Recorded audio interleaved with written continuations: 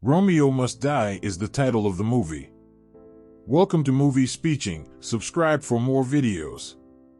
Spoilers ahead. Watch out and have a nice life. A wild young man who appears in the movie's opening scene, who primarily spends his time at nightclubs up until someone eventually beats him for being a pain. Then a man by the name of Kai steps in and prevents the others from striking him. Kai then requests that he leave the club, but the other patrons choose to assault Kai. Someone assaults them. They confronted him with gunfire, until the nightclub owner brandished his revolver and ordered them to leave. Kai informs him that they are at war, and he shouldn't fight with anyone or go out alone. Paul, though, was unsatisfied and he hopped in his car and drove off. The body of P.O. was discovered slain the next day. We notice a person by the name of Isaac, and we want to let you know. A person who gets a call from someone informing him of Singh's son's demise. Later, he requests Mac to go to him, comfort him, and discover who murdered his son in jail. When Horn learns of his brother's passing, we witness him reacting with shock. America's mortality rate. He fights with the guards after becoming enraged. He is transported to a room where he will be tortured, but he is a fighter, as he was able to strike the security guy and get the keys. He then released his chains and walked out of the cell.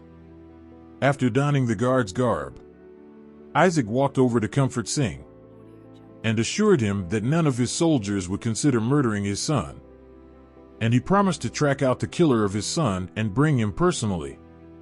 In actuality, Singh may believe that Isaac's men killed his kid, and he was worried that Singh would believe that.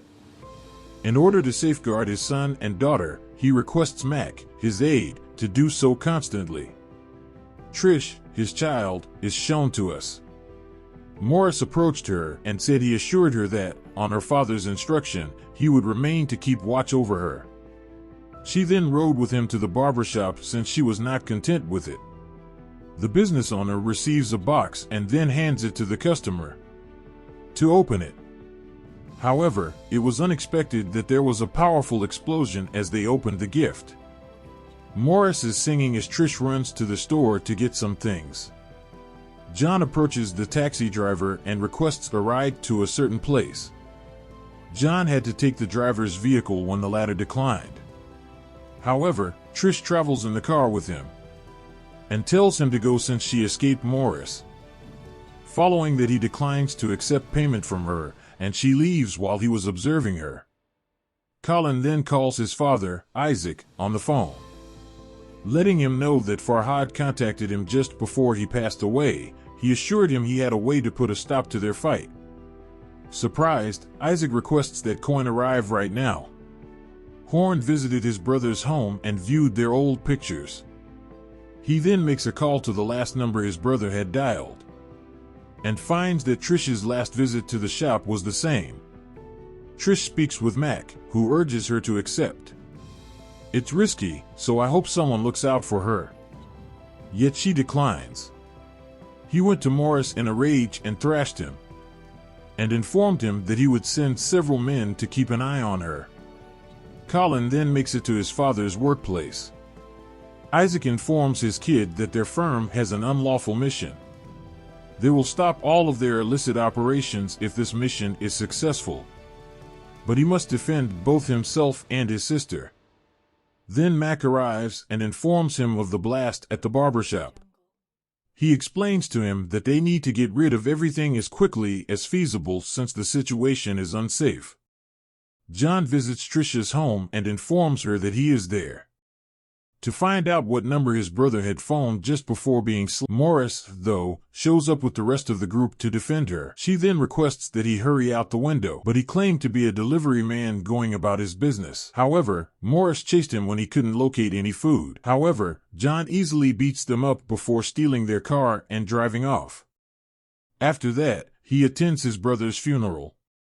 Then he places the basketball they were using to play close by. Then he runs into his dad.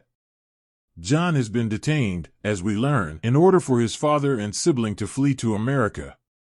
and he informed him of their agreement to keep his sibling safe. So he made the decision to exact revenge on his brother by himself. His father made an effort to stop him. Nevertheless, he departed and went to Kai to inquire about the murderer of his brother. But he informed him that nobody knew who had slain him. Then he reveals to him that the deceased had engaged in combat the day before his death. They could have killed him since he was in a nightclub with people. He then approaches Trish and requests that she speak with her brother. However, Mac observes him and queries Trish about him. She introduces him as her buddy. Mac invites him to join them in playing rugby. He walked over and engaged in play with them. He then approached Trish to remind her to do what he had requested. Then Colin was at home with his girlfriend. As a knock on the door came abruptly, they were slain and thrown out the window by an unidentified individual, and no one is aware of the perpetrator. As Trish informed her father that he was the cause, she was furious with him. The passing of her brother. Mac instructs Isaac to wait to act until they have completed the transaction, and that they would swiftly execute those responsible for his son's death. John comes home to discover the house ruined. He then sees a photo of his brother holding up his automobile. He discovers the automobile key after searching for it. He got inside the vehicle. He discovered a stick with a piece of paper inside that had a list of addresses. He then discovers Trish has come to him in tears. What occurred, he wants to know. He hears from her that because her brother was also dead, she wants to work alongside him, so that they may identify the murderer. Next, we see Ross, a businessman, speaking on the phone beside a man named Barry. He informed him that the transaction is almost complete, that they have no rivals, and that, upon entering, they will have dominance of the area. Visit the address that appears on the front page of the newspaper. They learn that it is an auto garage and that all of its staff are male.